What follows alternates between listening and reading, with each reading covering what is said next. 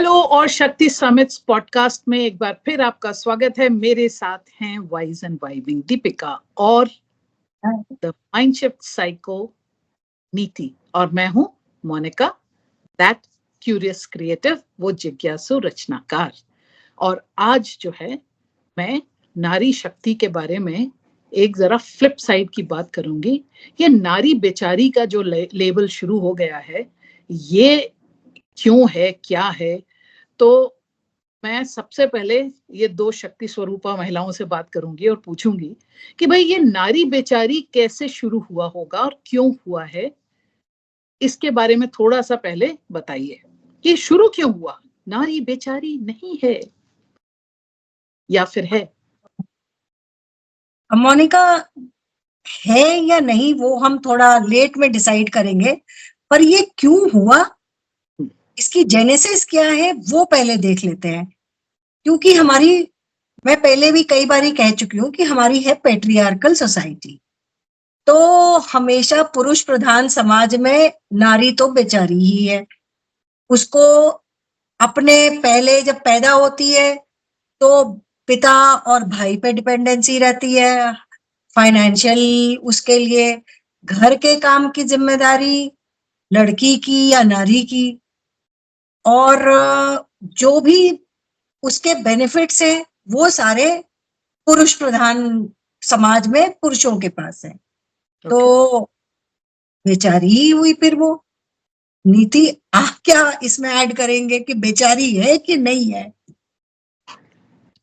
मैं कहूंगी बेचारी तो बिल्कुल नहीं है।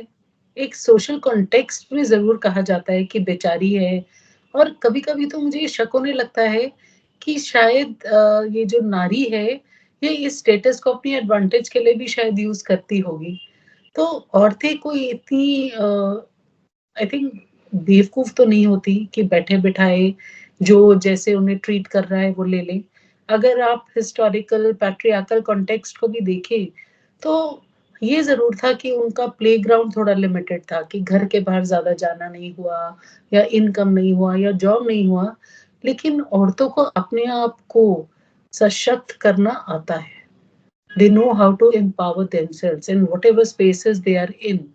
और जो हम इमेज क्रिएट करते हैं बेचारी कि वो हाउस वाइफ है, उसके लीगल राइट्स नहीं है, वो बच्चे पैदा कर रही है और सबकी सेवा में जिंदगी बिता रही है, तो यस वो कंस्ट्रेंट्स हैं।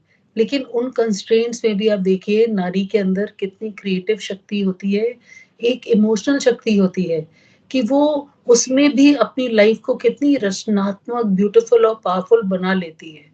तो मैं नहीं कहूंगी कि नारी बेचारी है। तो नारी अगर बेचारी नहीं भी है, पर मुझे लगता है कि ज्यादातर प्रॉब्लम्स जो जड़ है ना, वो कई बारी नारी होती है। आप सास बहू ले लीजिए, देवरानी जेठानी ले लीजिए, भाभी ननद ले लीजिए। कभी आपने दामाद और ससुर का कॉन्फ्लिक्ट सुना है? नहीं सुना। पर हमेशा औरतों ही क्यों हर मतलब किसी भी मुसीबत की जड़ में क्यों औरतें हैं? ये हमारी मतलब बनाई हुई वो है कि क्योंकि टाइम ज्यादा होता था तो घर के उसमें थी, रिस्पॉन्सिबिलिटी भी सारी फीमेल्स शेयर करती थी, इस वजह से, या ये सिर्फ ऐसे ही लोगों ने बना रखी है? मोनिका, आप क्या कहेंगी इस बारे में? क्या बात है, बड़ा मजेदार। मेरा ये ख्याल है कि ना औरतें बोल के सोचती हैं। ओके, मैं यहां से शुरू करती हूँ इस बात। और आदमी सोच के बोलता है। तो होता क्या है कि ये जो भी कॉन्फ्लिक्ट्स जिसकी जड़ में औरत बोला जाता है, असल में कोई भी प्रॉब्लम अगर दिखाई देती है ना औरतों को, तो वो उसके बारे में बात करती है। और जब आप किसी चीज के बारे में बात करेंगे तो बात निकलेगी तो दूर तलक जाएगी, और दूर दूर तलक जाएगी तो लोगों के नोटिस में आएगी, नोटिस में आएगी तो वो आपके बारे में एक इम्प्रेशन बनाएगी।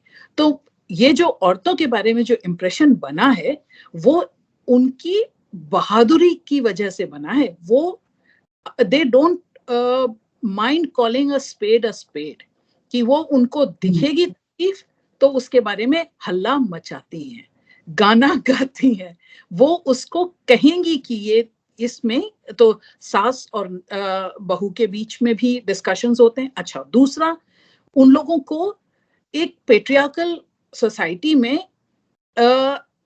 रिसोर्सेस को अपनी तरफ खींचना है, तो वो कैसे करेंगी?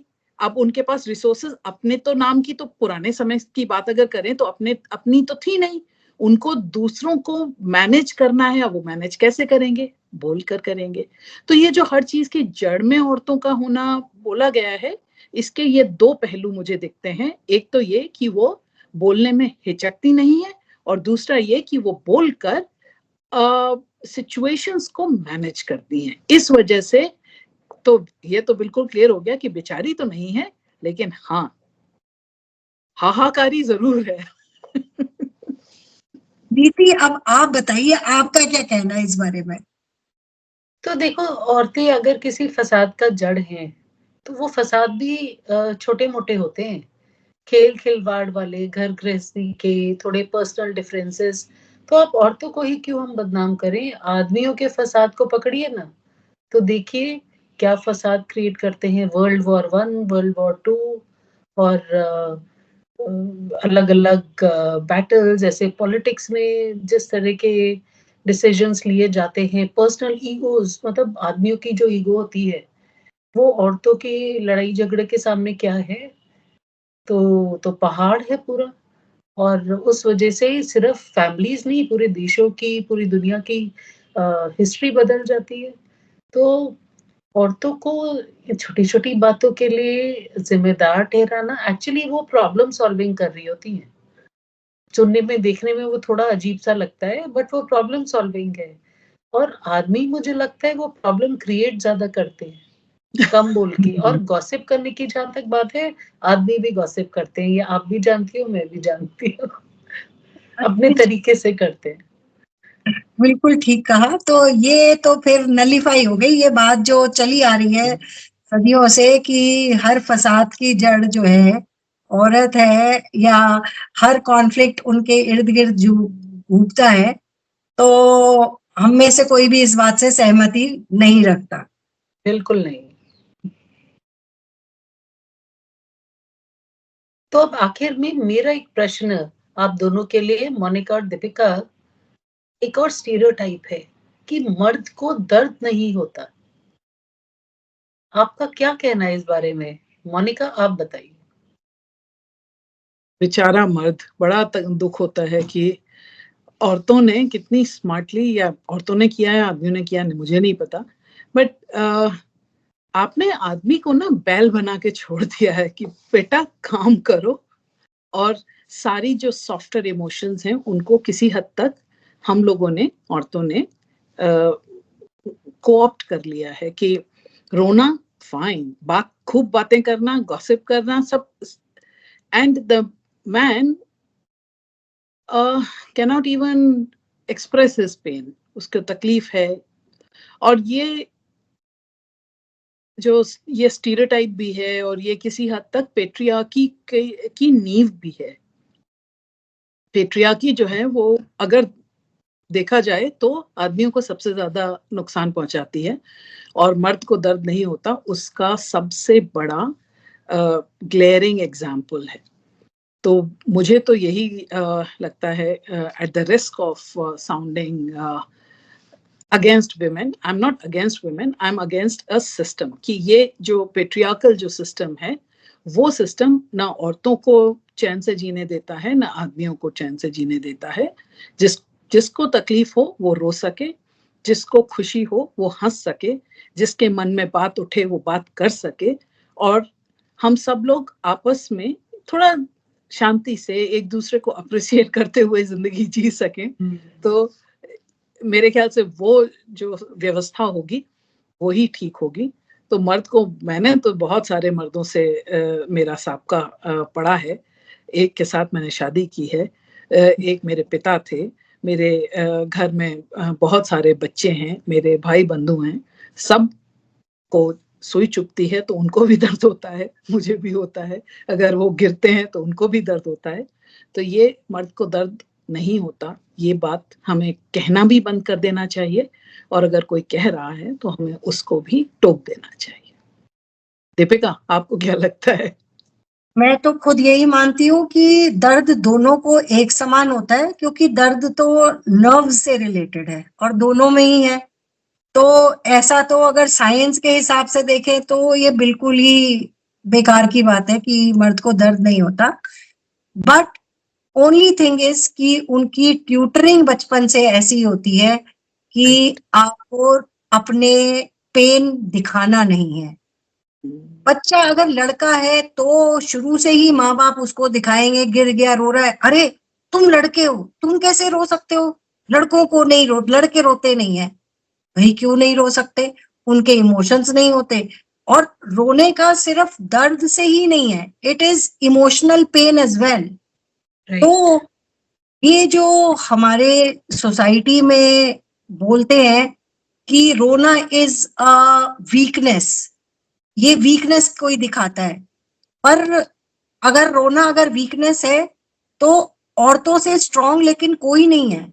चाइल्ड बर्थ का जो पेन होता है दैट नोबडी कैन बेयर, कोई भी आदमी बेयर नहीं कर सकता। तो अगर वो उस पेन में रो रही है, बट उसकी स्ट्रेंथ देखिए कि अच्छा, वो तो आई थिंक उन जब वो मर्द को दर्द नहीं होता, उससे उनका ये तात्पर्य होगा कि मर्द को चाइल्ड बर्थ वाला दर्द नहीं होता। बिल्कुल, क्योंकि अगर उनके जरा सी, चाहे वो रोते नहीं है, बट आप किसी पुरुष को जब वो बीमार पड़ता है तो आप देखिए कि वो कैसे बिहेव करते हैं, जैसे पूरी दुनिया उनकी वो हो गई है, खत्म हो गई है। और वही अगर एक स्त्री बीमार पड़ती है, वो बुखार में भी अपने बच्चों के लिए, अपने परिवार के लिए खाना बनाती है और उनकी स्कूल भेजेगी, उनकी देखभाल करेगी। तो पुरुष को बेशक दर्द ना हो, पर बिना दर्द के भी वो काफी मतलब अगर मैं देखूं इस मामले में स्त्रियों से काफी फर्क है। We can bear pain more than them. तो दर्द सबको बराबर होता है, वो दिखाते नहीं है, हम दिखा देते हैं।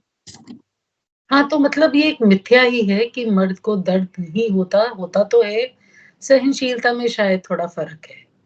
मर्द राइट? को पीरियड्स वाला दर्द नहीं होता, मर्द को बच्चा पैदा करने वाला दर्द नहीं होता, बाकी सारे दर्द मर्द को होते हैं।